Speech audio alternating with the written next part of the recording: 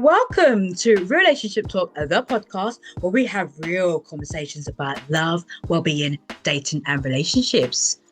In today's episode, I had a mind-bending conversation about burnout and love, keeping relationships strong with Michelle Niemeyer, who is a speaker, coach, and former attorney who teaches professionals how to bend time so they can stay sharp, productive, and profitable without burning out. After finding her way to burnout and back in her own high-performing legal career, Michelle created the Art of Bending Time, a framework that helps people connect the dots across work, life, and purpose to magnetize success and reclaim their joy. She helps businesses retain top talent, boost development, and keep their people energized and engaged, all while making the magic happen. You can find out more about Michelle's fantastic work in the show notes. During this conversation, Michelle shares what burnout can look like in a relationship, both for the individual and for the connection between two people. She explains the importance of including your partner in your professional world and the consequences of not doing so. Michelle also walks us through her sword analysis to help couples cut through the noise and get clear on how they can align their individual, couple, and family goals. And you'll gain a simple and practical technique you can use during your working day to help you avoid burnout and keep your energy steady so that you can show up for yourself, your partner, and others too. And so much more. You are about to get the whole RLT, aka Relationship Talk, so you're going to want to watch the entire episode. I hope you will find this conversation as fascinating as I did. And remember to subscribe, hit that like button and that notification bell. I'm Teresha Young, your international wellness and relationship coach. Enjoy, take notes, and get ready to apply all key messages you take away today. Hello, Michelle. Welcome to the show. How are you doing today? I am great, and it's so good to see you this morning. Morning, my time. Morning your time, afternoon my time, late Yeah. afternoon. I'm so excited, Michelle, to have you on the show today because again, it's another new topic that we are going to be exploring today, and we're going to talk a little bit about the art of bending time, something that you have created. And I would love for you to start off by introducing yourself and telling the audience what led you to becoming a time management and burnout prevention expert. Okay. So I started my career as a lawyer 33 years before I left that career. And I loved what I was doing. And I was somebody who gave it everything. And Mm. I mean everything. So for the first few years of my career, I really was all about work. I traveled for my job. I was in a new city. I hardly even made friends because I wasn't there very much. And when I was at work. And I made a decision at some point, I'm going to meet somebody. I want to make friends, whatever. And I kind of drew this line in the sand and I said, and it was crazy. It was like one day a week, I'm going to play softball on this team where I met some people who needed somebody, and I'm going to do some things for fun. And I'm not going to be at work after like 5 o'clock, which is like, oh my God, like in a law firm, Yeah.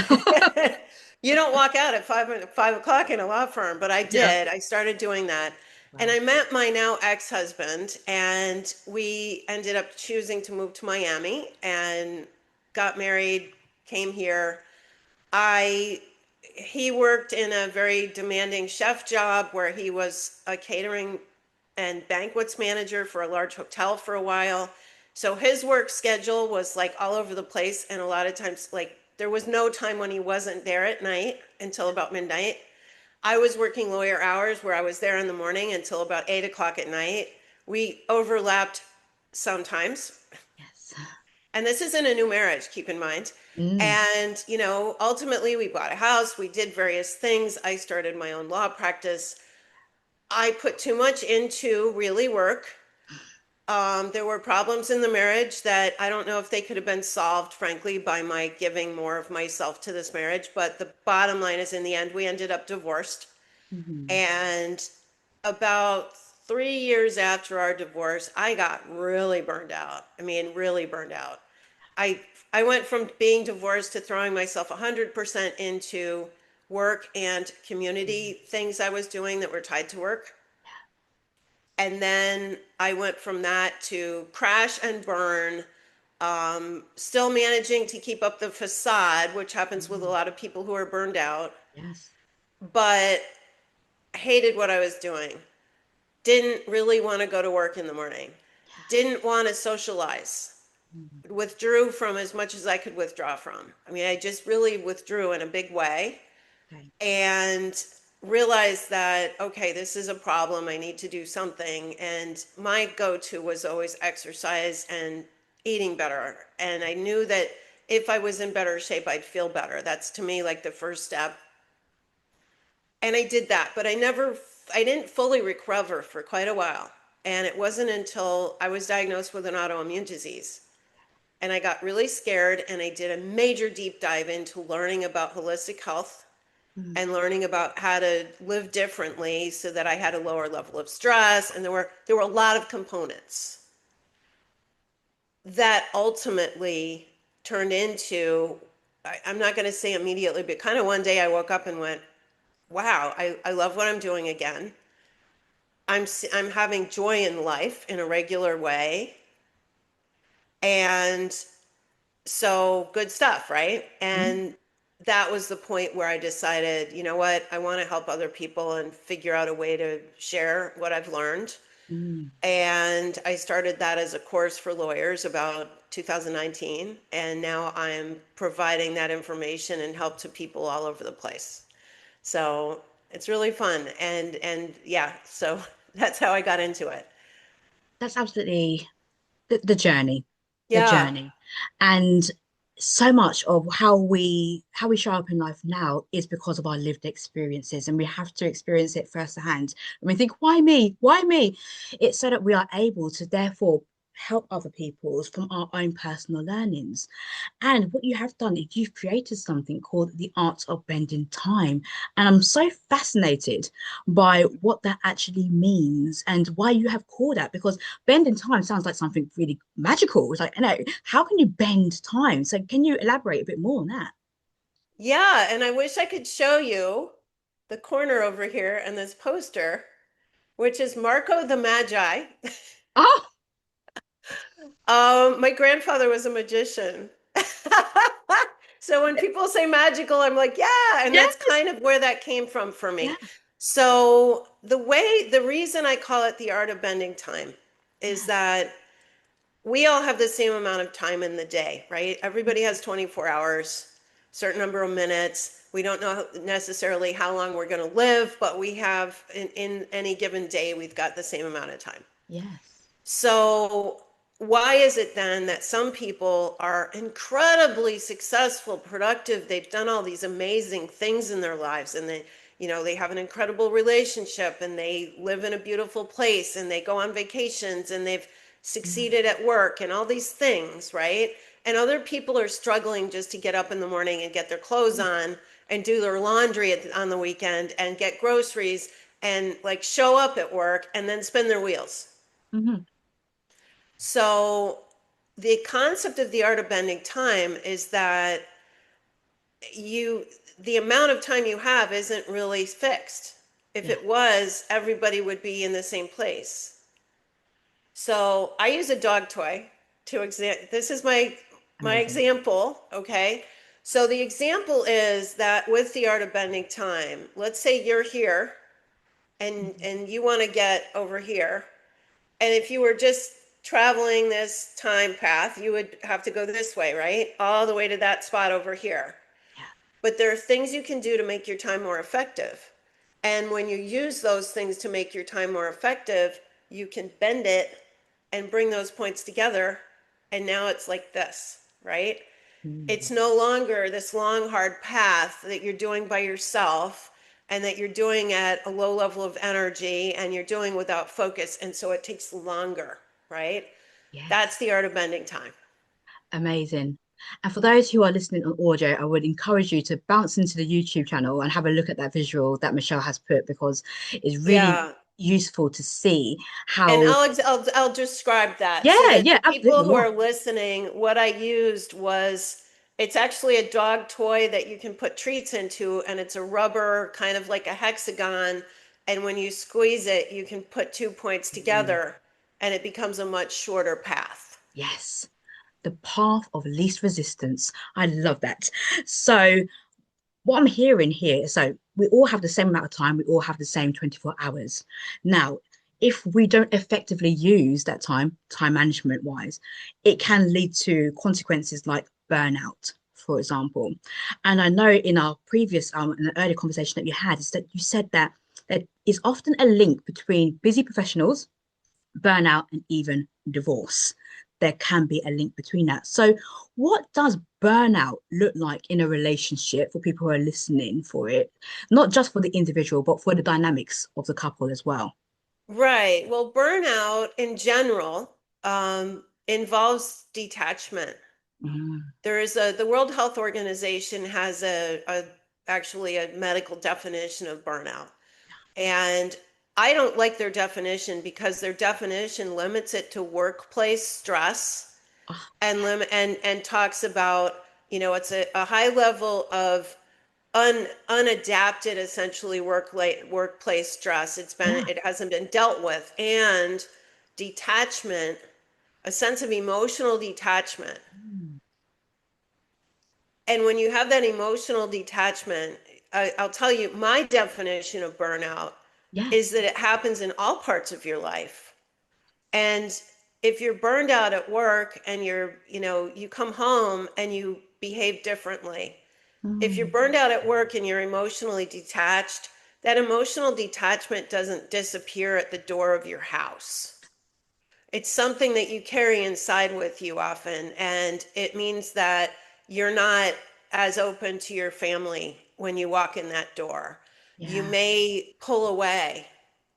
You Mm. may not feel the happiness the way you did before. You stop being capable, literally stop being capable of feeling joy and happiness and connection. Well, guess what you do in a relationship, right? That's the fuel of a relationship, Yes. is that joy and that happiness and that connection. Yeah. So that's where burnout becomes really dangerous in a Yeah. relationship.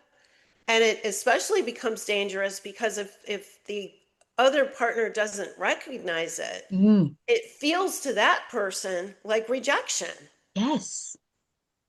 right? Because Yeah. even if you really love that person, but you're coming home and you're just in this detached state and you're not responding to their overtures of love toward you Yeah. because you're emotionally detached. It has nothing to do with them or your love for them, but you don't feel love for anything right now. Mm. So they Yeah. feel rejected and then they pull away. Okay. So beautifully described there. And that's going to weave really nicely. When I was thinking about this episode, I took it to my community and I asked, no, what would you like to ask Michelle in Yeah. terms of, burnout, connection? And one of the audience members actually came back and said, I feel like I have nothing left in the tank after work. How can I show up for my partner when I'm already physically and emotionally drained? Yeah, right? Yeah, And there are ways you can do that. And part of it is when you say you don't have enough in your tank after work. yeah. Part of that is because you need to find ways to fuel yourself throughout the day, including at work, Ooh, okay? yeah, And at home. yeah. So I tell people, don't work life balance is the most destructive thing you can possibly put into your head. Okay. Because when you have this concept of work life balance, you're assuming that, for instance, you should work really hard during your day and that's going to wear you out. And then somehow you're magically okay when you get home. Well, you're not, right? And so, what you need to do is what I call find sparks throughout your day that light Mm, you up and that help keep you going. amazing. Okay. And the way you do that is you get really crystal clarity about what lights you up, what fuels you, what makes you happy, what gives you joy. What is it about the job you have right now that you're like, oh my God, this is so cool. Even if let's say you work in a store and sometimes it's very hard, right? You're going to deal with people all the time. You're going to have some people are going to complain and they're not going to be very nice. But there's also times where you're training colleagues or you're working with a customer and Mm, you find something perfect for them and they're really excited about it. When you get burned out, you stop feeling the joy of that moment. So the first step is to rediscover what are those little moments. And I don't mean big things like winning an award or getting published or mm, whatever. I mean the little tiny things in your day, those tiny, tiny little sparks that light you up. You need to start finding those. And I have a kind of like a guided meditation I do with people with journaling, and that helps them find those sparks again. And those sparks can be in your relationship, they can be in times with your children, they yeah. can be at work in aspects of your work. You want to look throughout your life Mm, at what are those kind of sparks. And if you can't find them right now, which is true because a lot of people who are burned out just can't find those sparks, yes. then go back to memories from your childhood, from when you were a teenager, from when you were a young adult, and you had these excited moments, these moments of pride, these moments of joy, and then you look at what was going on around it. Mm, yeah. Because it's not just about that moment, it's about something made you feel that way. So, who were you with? What was the environment? What were you doing? Was it something that was super physical? Was it something where you had an intellectual challenge and you figured it out? There's different people have different things that light them up. So you have to find what it is about you that makes you feel alive and feel happy. For me, I'm very physical.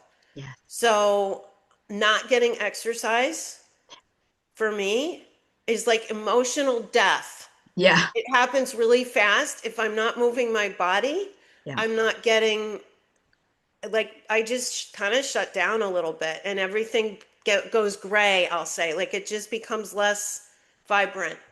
And so that's important too. Yeah. So for people, because what I'm very interested in is that you find that time also during your workday to be able to tap into those moments of Yeah. joy. And it's not even about time, it's about Yeah. in the moment while you're working, Yeah. feeling and recognizing those things.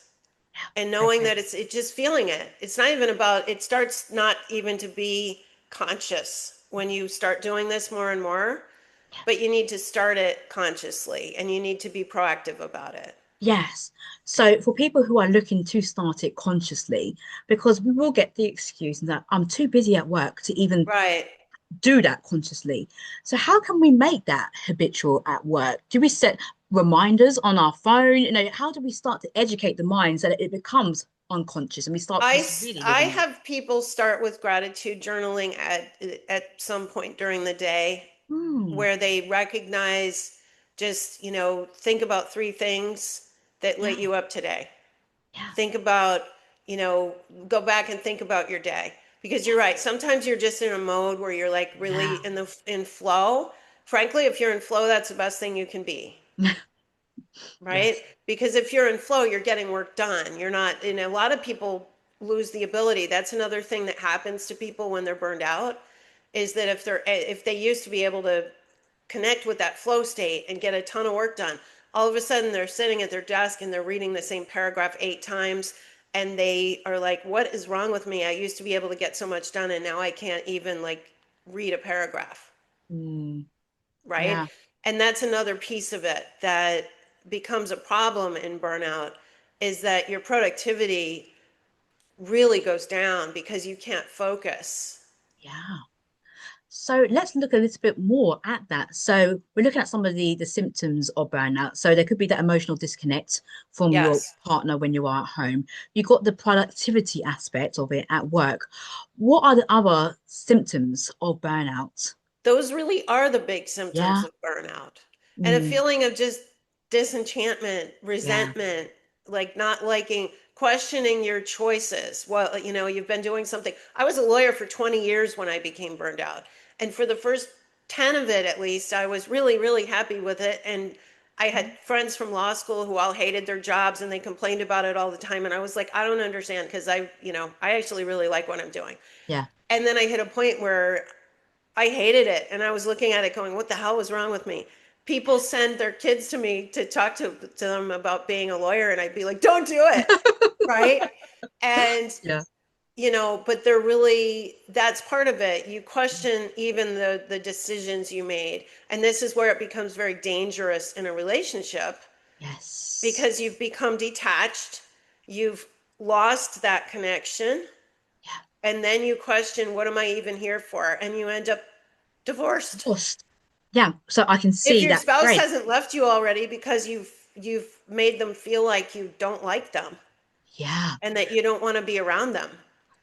And it's so important that we identify that within ourselves Yes. because so that we can actually not take that home, not take that Yes. into the home when we get there in terms of. So that takes a lot of introspection to be able to have that self-evaluation as to, Exactly. how am I feeling right now and what's happening in my world right now to make me feel burnt out, stressed, exhausted. Now, we're speaking about the professional world too, Michelle, and what tends, because you do find that partners can live very separate lives when it comes to their work, when it comes to their Yes. professional world. So, what tends to happen when one partner isn't really involved in the other person's overall life or even in their work?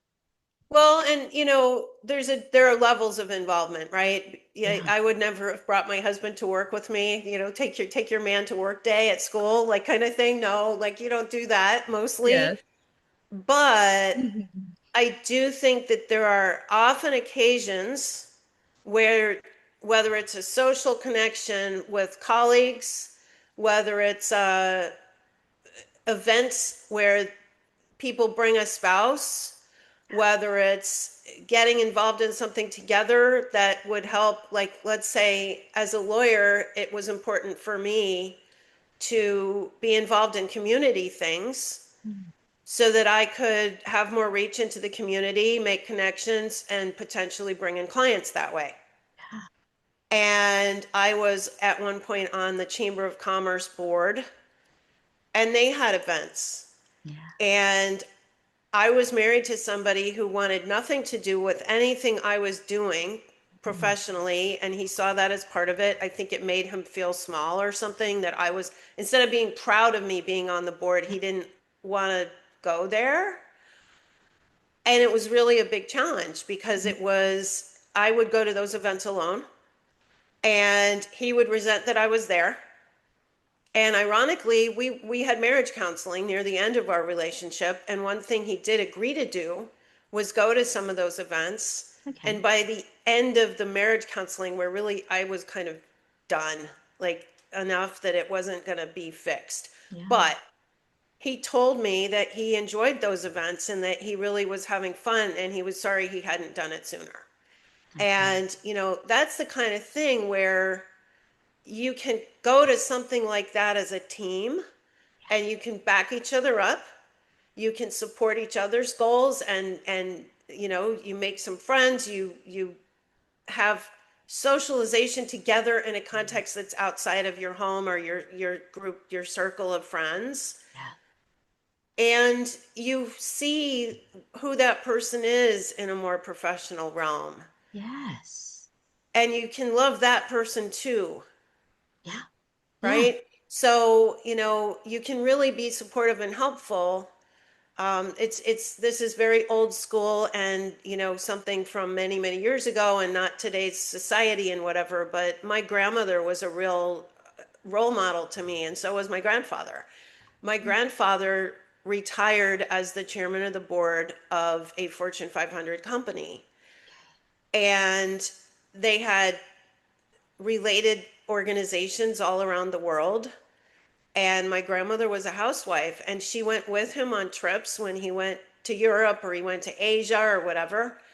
And she considered her role to essentially befriend and make relationships with the spouses of the people that he worked with. And that's not always possible today, and with most people working, and in that day a lot of these women were also housewives, and so they had nothing to do but take the lady around, take the American lady around to see their city.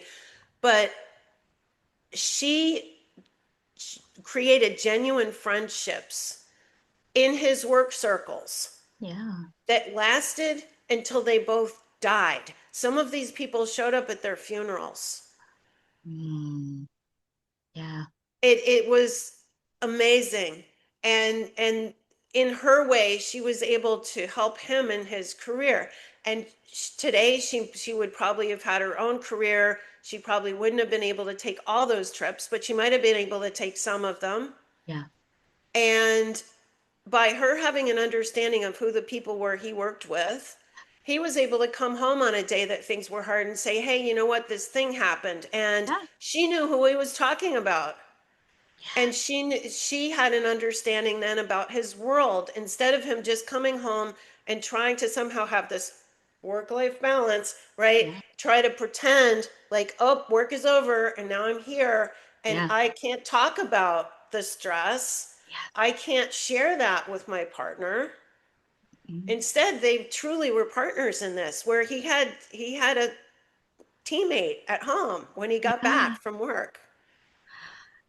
Absolutely love that, Michelle, that share there, because one of the exercises that I like to do with the couples that I work with is on a very regular basis. And if you can do it, daily, is to say at least one thing that inspires you about the other person. And I think we're going to get a lot of that inspiration when we are involved in that other person's line of work. And it allows us to be curious because even you sharing that, I was thinking about my daughter and she's 8 years old, and the amount of updates I get from her school in terms of what's Yeah. happening in her world, the parent events that I get to go in, the coffee mornings that we get to go in, I get to be involved in her life. And it's almost like we do that for children, but we don't have that same amount of exploration and curiosity when it comes to our partners. But we should. And Yes. this doesn't just extend. I'll give you another example. In my lawyer practice days, I was part of an ABA, American Bar Association organization, for people who had the same specialty in law that I had. And they had this event, and it was 4 days in Tucson, Arizona. Every year, same resort, same bunch of people. And because my ex-husband had told me how much he hated going to those events and how the people in those events kind of didn't treat him well. Like they, Yeah. if because he wasn't a lawyer, they didn't know how to talk to him and they just kind of, he felt left out. He didn't like it.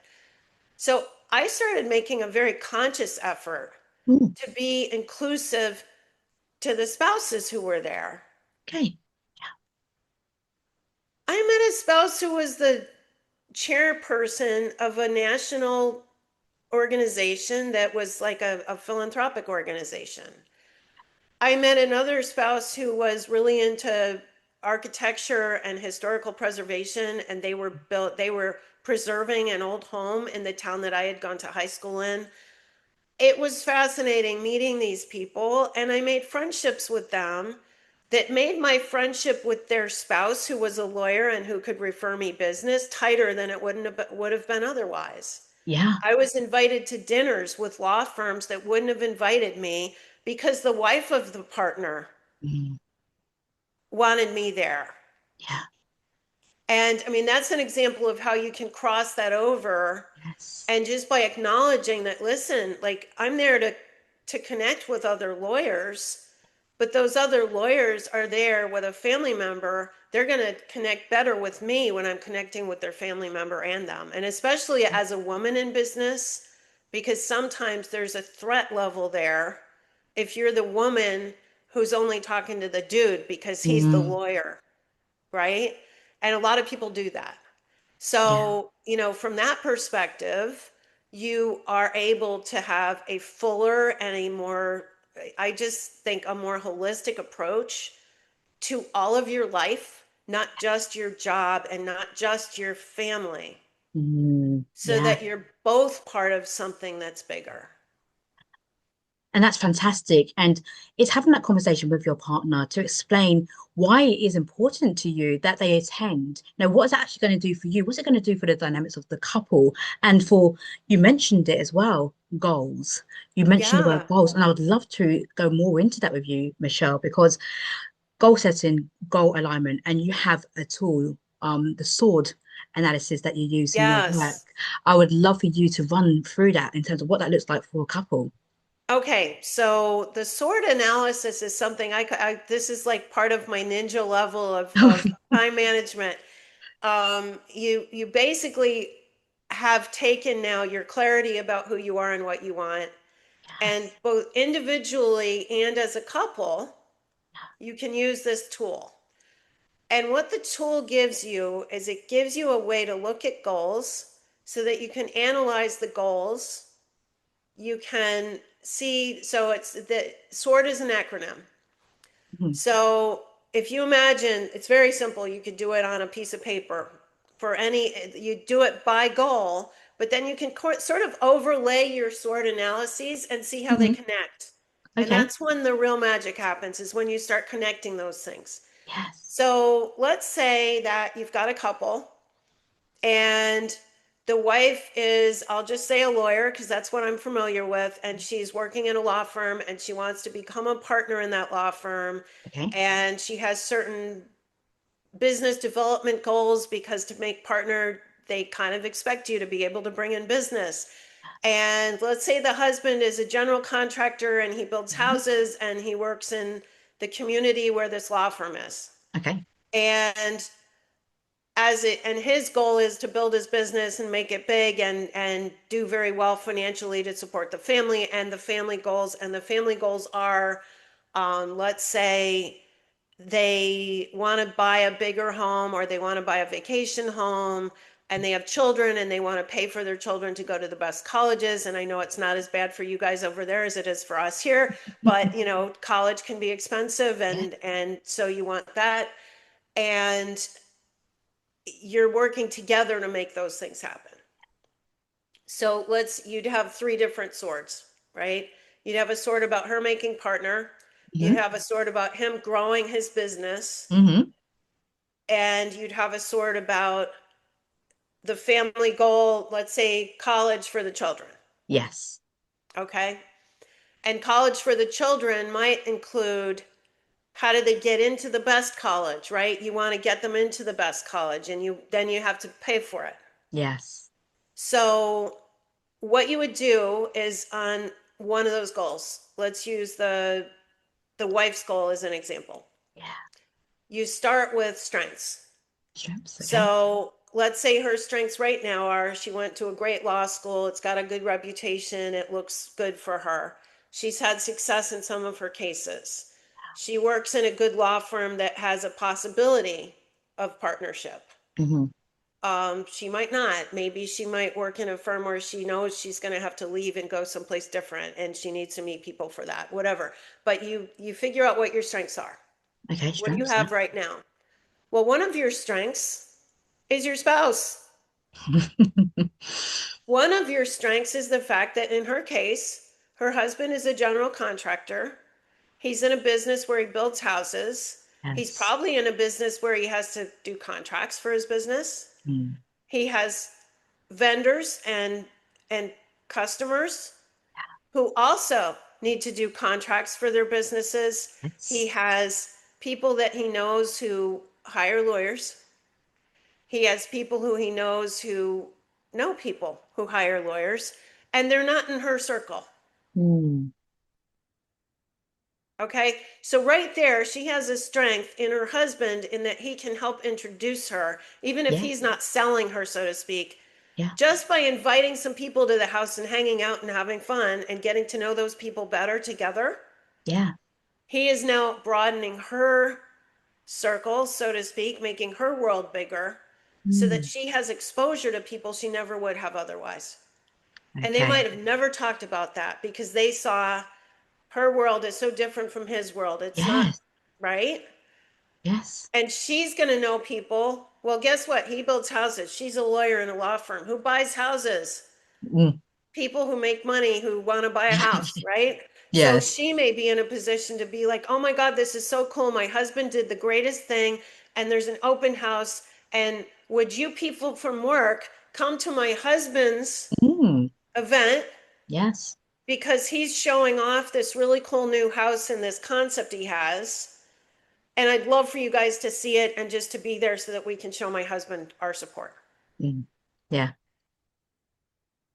Bing, bing, bing, right? you're helping on all of those goals. All of those goals Yes. involve increasing her business, making her a partner, Yes. include making his business more successful and bigger, and include that stuff together helping you toward the goal. Well, now you've got this broader group of people, Yeah. right? That each of you are now you've expanded your reach just by the fact that now as a couple you're working together instead of working separately Yeah. in work-life balance.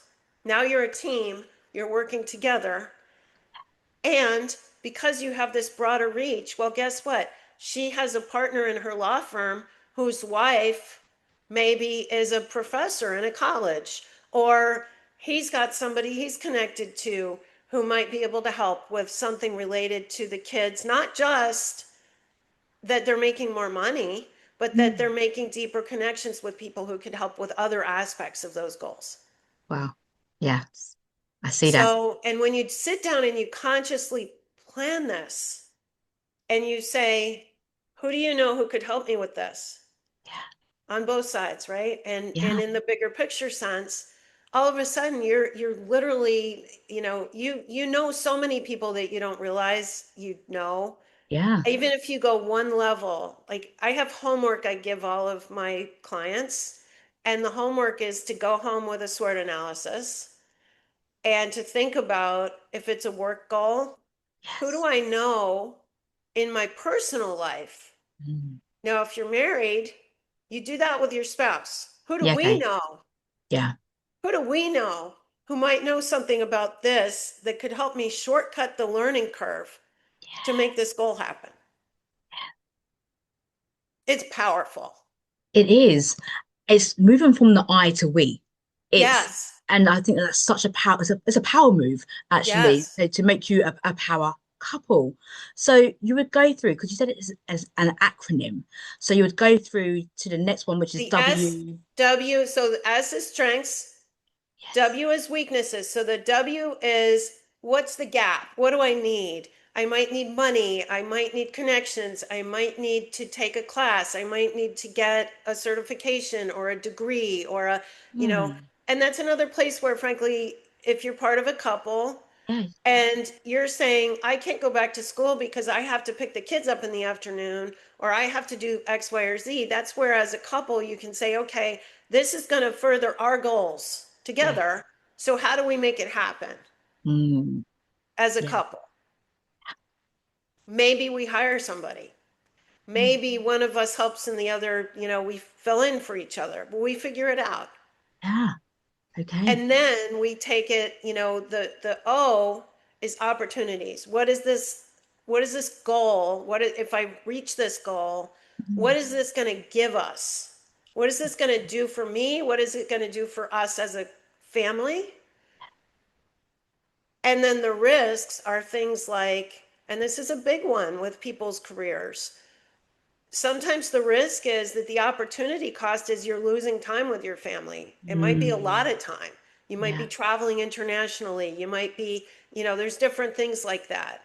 And then you sit down with that. And the last thing I have people do when they look at this idea is, and the other risk that's always a trade off in couples, and I know a big point of disagreement is often it's a financial risk, right? It's I Mm. have to spend money to start my own business. And that means that we don't have money for other things right now or Mm. whatever. And when you make those decisions and you go through that analysis together, first of all, let's look at the work-life balance thing again, okay? Mm.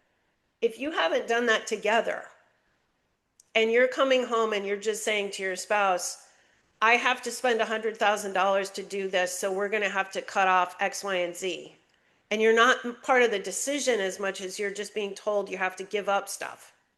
How is that going to make you feel? Yeah. Right? But if you see the bigger picture together and you figure it out together, Mm. you don't have somebody who feels like they're being put upon Yes. because this goal they feel like is just taking away things they want from them. So it all involves a discussion. So the D then Now, the was, D is desire. So, what I do the last step of this is I will say, Now that you've done this whole thing, we've gone deep, deep into this stuff. How much do you want it 1 to 10? And sometimes when you look at all the balancing act of what you have to do to get to a goal, you look Yes. at that and you go, I don't really want it that much. Maybe a 6. And one of the things I see a lot, especially with individual clients, is that sometimes the goal that they think they want is something they've outgrown, Mm, or it's baggage they dragged in from their family, from their upbringing. Okay, so let's use the guy who's a general contractor, for instance. yeah. He may be somebody who didn't go as far in his education as his family thought he should have. And he went into the trades and he's great at it and he loves it and he's succeeding and is awesome. But he still has this piece of something in his head that his parents told him he had to get a business degree and get an, or he had to have a high level education, a different education. And because of that, he feels less than, because he feels like he has to have that level of education his family expected. And so he keeps taking classes at night and spending money on it and losing time with his family because of it. Meanwhile, his general contracting business is thriving because he's really good at that. And he doesn't need that degree, but he Yes. still thinks he has to have it. When you go through that analysis and you look at that, I have to get my degree goal, which is going to be considered a high goal. A lot of Yeah. people, that's an important goal, something they've been working hard for a long Yeah. time. And then they may look at that goal and go, oh my God, like, I don't even need this. I don't want this. What are we wasting our time and money on? Mm, And it's affecting our relationship and it's taking away time from our family and it's taking cash from our pockets because I'm paying tuition every semester. so this sword now is so powerful, this what you Yeah, have put through, because whilst everything can seem quite isolated, naturally it can be infused together when you sit down as a couple and to see how everything actually is linked and how we exactly. can make this work as a couple. You spoke about Exactly. goals expiring, so to speak. Now, is there a frequency, a cadence in which couples ought to sit down and do a sword analysis? I would say to kind of update, not probably every 6 months, like Mm, just get a sense, have a yeah. sense. I mean, we have our big long goals. These are goals. When I have people do this analysis, we're talking about 3 to 5 year goals. We're not talking about little goals. Okay, yes. So, and then the little goals are the things that you need to accomplish to get to the place, right? Yeah. So you break it down as once you have those goals, that weaknesses part Yeah. is really the gap. That weaknesses part is the things you need to get, you need to accomplish, you need to reach a certain smaller goal to get towards the place where you can do that. Mm, So, if you have to get a certification to become the whatever that profession is, or a license or an education, or you have to buy certain things or do certain things or get certain experience, that's all part of that weaknesses gap. mm, And those are then the smaller goals you work toward. yeah. And the beauty of the art of bending time is once you have an idea of those things, you know what matters most to you. You know and you know where you're going with it. Then you use that SWOT analysis as a roadmap Mm, and use it to cut out things you're doing that are a waste of your time that don't matter to you. yeah. So that night class you're taking every semester, thinking that one day you're going to get the degree that doesn't even matter anymore, all of a sudden you're saving money and you're saving time, and that time can go toward, even if it's just frankly watching TV with your family. Like Yes. it's sometimes it's just getting rest. It's we don't have to be productive all the time. We want to have times to decompress and to have fun and to connect, and we can use that time. Yeah. When you were talking there, Michelle, it kind of brought me back to when we were talking about how we can incorporate more joy into these sparks, these moments. Yes. And when you were speaking about the desire, sometimes you might have a lack of desire because it might be an expired goal. It might not be an expired goal. It might actually be a goal that you still want to achieve. I Right. can see how you could still put that spark, that feeling of joy into it. Because Right. sometimes we're just lacking that because we've got so much stuff going on in our world. We still Exactly. want the goal, but it's just a case of, so how can we put the spark or bring the life back to it? Well, and you want to know that the kind of goals that you have are things that give you that spark. Mm, Okay. And let's go back to the guy who's the really successful. He's great in building things, but like yeah, school wasn't his thing, but he feels like he has to do school because he was taught that that's what's important, yeah. right? He's never going to have the spark about school, No, right? Because that's not yeah, who he is. yeah. That's not what makes him thrive. What makes him thrive is that he loves making things and seeing them happen and Yes. working with the people to build something together, and that's not going to come out of a book ever for him. Yeah, yeah, yeah. So that's the other piece of it, and this is for me, personally, it's part of the reason I walked away from being a lawyer, was Mm, because as good as I was, and I was very good at law, and there were aspects of the law of what I did as a lawyer that I liked. What I didn't realize when I went into law was how really isolating that career is. You spend a mm, lot of time looking at documents, reading things, yeah. writing things in a very isolated way. And it's gotten more isolating since computers have become bigger. In the early days of my career, in the like late 80s, well, early 90s, um, if you were when you like looked at documents for a case and it was a huge case, they'd have groups of lawyers literally sitting in the same room together reviewing the documents together, and we'd be talking about things, and hey, do you think this is important, whatever. Then it turned into literally a situation where the documents are on your screen on your computer, and you're just sitting there all day looking at documents on your computer. There's no communication happening, there's no connection happening. And for me, I can't stand that. And it was always an aspect of it I didn't love, but I hit a point where I was like, I could do this thing where I can help a lot of people, and I'm loving it. Yeah. Why would I keep doing this thing that I don't love, that doesn't light me up? And yes, there were moments that lit me up. There were things about it that I really enjoyed. I enjoyed taking a bunch of ideas and crafting an argument with it and making that happen. And Mm, oral arguments, which happen almost never, I love. yeah, But that's not the biggest part of what you do every day. yeah. And so, that's something that people can look at and go, yeah, okay, this was a goal and this was great and I've achieved that and all. But at the same time, is this something that fuels you enough that you feel good every day about what you're doing? Mm, And there's a degree where you can bring that into your day. You can recognize those things and know that you're getting them.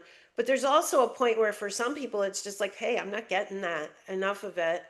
And yeah. then you might want to look at, hey, is there a different path I could take where I could use these skills, Mm, but it's in a different way? yeah.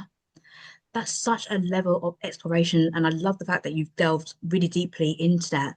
Because when you were talking about the general contractor, you said that's not who he is. Yeah. And that's really important because I had another audience question come through actually for you, Michelle. And she said, people talk about being fully yourself in a relationship, which kind of weaves into that not who he is situation. Yeah. So not people talk about being fully yourself in a relationship, but what does that really mean? And how do you do that when parts of you feel messy or unresolved? And I'm not sure, how you would like to respond to that. Like, how do you show up as yourself? How do you even know who you are? We're all messy and unresolved. Yes. That's the secret. That's the big trick to know, Yeah, right? maybe that's it. Maybe it's acceptance. All of us are becoming every day. Yeah. We're becoming. We're not, nobody is something that's fixed. Okay. Nobody is something, you can't put yourself in a box and just be that person for the rest of your life. Yeah. We're all growing, we're all evolving. And this is another part where having these kind of like joint goals and having the ability to talk to each other, you Yeah. know, it gives you a chance to grow together. Mm, You might have married somebody 10 years ago who you saw as a certain person, and that person is having experiences and is learning and growing, and you are too. Yeah. And if you're, again, freaking work-life balance, if you're Yeah. like this, home's over here and work's over here, and you have this picture of that person, and that's who you think they are, and that's who you keep them being, Yeah. and you don't understand how things have changed or how they feel or what they're doing, you're losing the ability to grow together.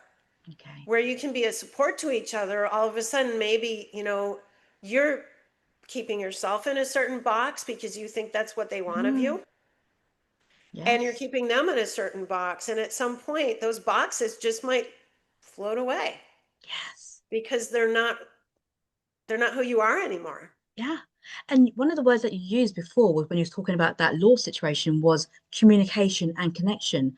And it really just takes that communication with the other person. Really, if you are feeling messy, as this person says, messy or unresolved, is to share that with Yeah. your partner and just be really open and transparent so that you can show up more fully in yourself and then just And see what how the conversation goes from and there. accept. And the other thing is to accept help. This was something I had a really hard time with. I will say, extremely hyper independent. Okay. So I wasn't aware Mm. for my whole career, my whole marriage until long after it was over, how important it is, for instance, for a man to feel needed. I was raised in a family where I was told by my mother, who hated being a housewife, frankly, Yeah. and felt like she had not, I don't want to say she felt like she made the wrong choices, but it kind Mm. of felt that way to us, right? So I was in a position where I was raised by somebody who said, you can do whatever you want. You can be whatever you want to be. And it was clearly career oriented, and it was Yes. clearly stand on your own two legs, get a good job, be successful, be like a man, but without, you know. And then I came into this relationship and I didn't ask him for help with anything. I didn't include him. I didn't show my weaknesses because Mm. at work I didn't show my really weaknesses. I'd not been taught to show my weaknesses. Yes. And so I think sometimes that feels like rejection Mm-hmm. when somebody that you're with doesn't want to share Yeah. the hard parts. Yeah. And that's important. So if you're messy, be messy and Mm. say, "Hey, you know what? I feel really lost right now Yeah. and I'm not quite sure what to do about it." And be candid about it and cry if you need to and let him feel important because he is, because Yeah. he's your other half, right? Yeah. So let him be the strong one if you're not feeling like the strong one. Mm.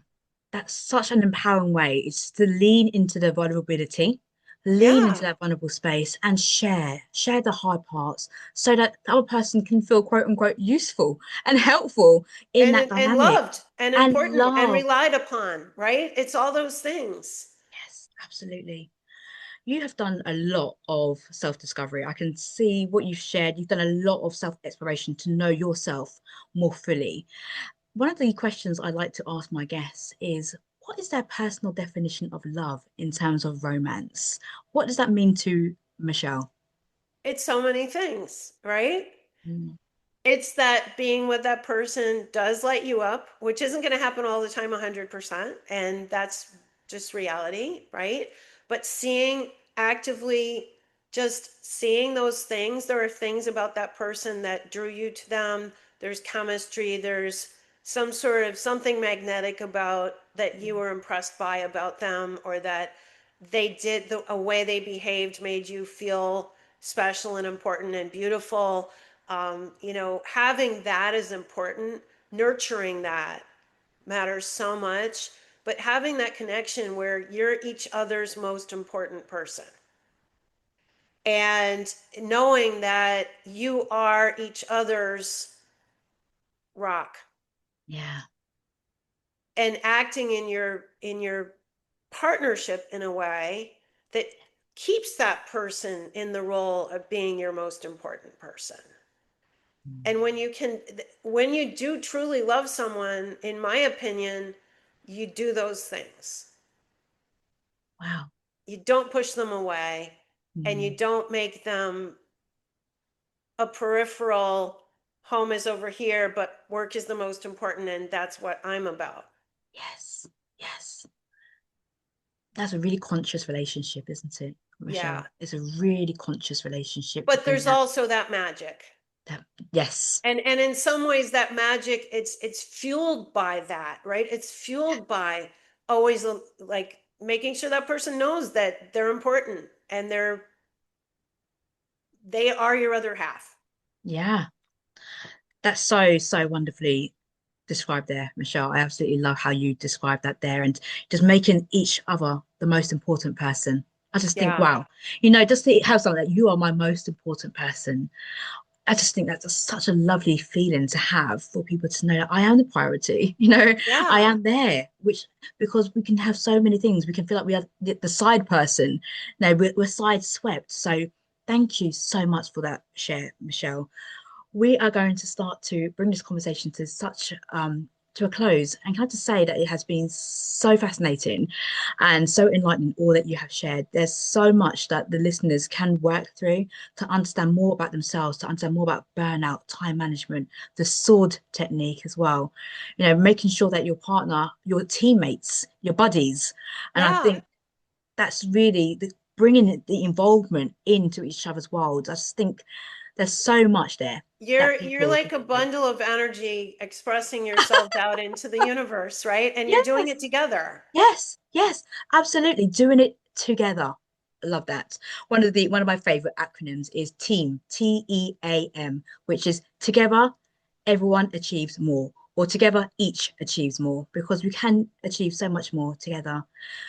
Michelle, as a parting tradition, I always ask my guests as well, what's one key takeaway that the listeners can take from this conversation to help them along their journey of love, well-being, and relationships? The takeaway I would say for your audience Yeah. is to create that team Mm, using the SWOT analysis. But yes. start it with getting the clarity for each person to have that clarity and to share it with each other first, Yeah. and then to go from there. Wonderful. Wonderful. Michelle, where can the audience find you? Where are you hanging out? I have given you my website Yes. link to my community. Yes. And I have a free community with tools in it. And the whole point of that is so that people like your audience can come in and they just sign in with their name and their email, and it will connect to this community, which has free tools. And the guided meditation I mentioned and the journaling prompts for the clarity exercise are there. And Yes. so is the SWOT analysis form, which honestly, you could just do it by creating four squares on a Yes. piece of paper. But I have a form with a little place for the D in the middle, and you can fill out one of those for each of those big goals and then figure out how they connect so that Yeah. you can really expand the power of your coupledom. Yes. Couple them. Wonderful. And I'm going to drop all of Michelle's details into the show notes so that it's easily accessible. Michelle, thank you so much for the conversation today. I've really, really loved the conversation. So thank you once again. Well, thank you, Teresha. Thank you. And for everybody who has listened to this fascinating, magical conversation, I want to thank you for your time, for your attention, and for your energy. And until the next episode, take great care of yourself and others too.